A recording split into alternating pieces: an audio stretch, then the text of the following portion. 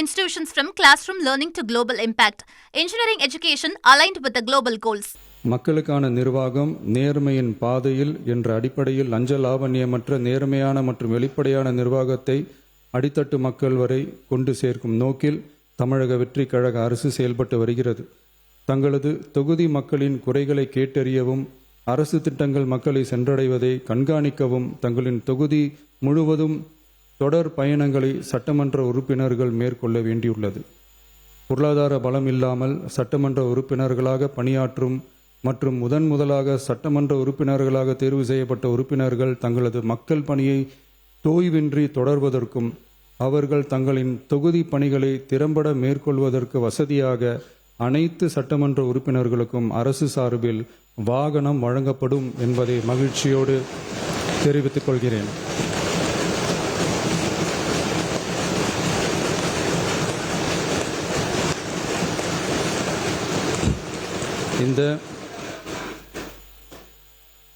இந்த அறிவிப்பு சட்டமன்ற உறுப்பினர்கள் தங்களின் பயண தேவைகளுக்காக பிறரை சார்ந்து இருப்பதை தடுத்து அவர்கள் எவ்வித சமரசமும் இன்றி சுதந்திரமாகவும் நேர்மையாகவும் தங்களின் தொகுதிக்கு உட்பட்ட கிராமப்புற மற்றும் தொலைதூர பகுதிகளுக்கு எளிதாக பயணம் செய்து தொகுதி முழுவதும் உள்ள மக்களை நேரடியாக சந்தித்து அவர்களின் குறைகளுக்கு தீர்வு காண வழிவகுக்கும். அதோடு மட்டுமின்றி சட்டமன்ற உறுப்பினர்களின் பொருளாதார சுமையை குறைத்து கடைக்கோடி மக்களுக்கு லஞ்ச லாவண்யமற்ற நேர்மையான மற்றும் வெளிப்படையான நிர்வாகத்தை அளிக்கவும் உதவும்.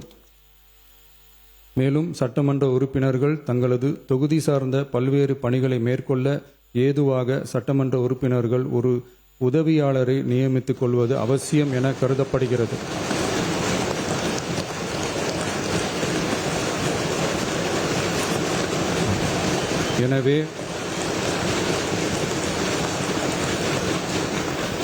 எனவே சட்டமன்ற உறுப்பினர்களுக்கு அரசு வாங்கி வழங்கும் வாகனத்தை பராமரிக்கும் விதமாக வாகனத்திற்கு ஓட்டுநர், எரிபொருள், வாகன பராமரிப்பு உள்ளிட்ட செலவினங்களுக்காக மாதந்தோறும் ரூபாய் 75,000 வாகன படியாகவும்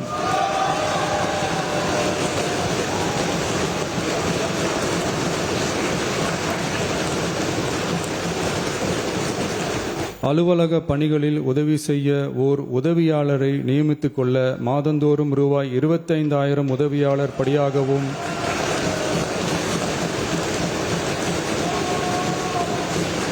வழங்கப்படும். இதற்காக உரிய சட்டத்தில் திருத்தங்கள் மேற்கொண்டு ஆணைகள் வெளியிடப்படும் என்பதையும் தெரிவித்துக் கொள்கிறேன். நன்றி. Institutions from classroom learning to global impact. Engineering education aligned with the global goals.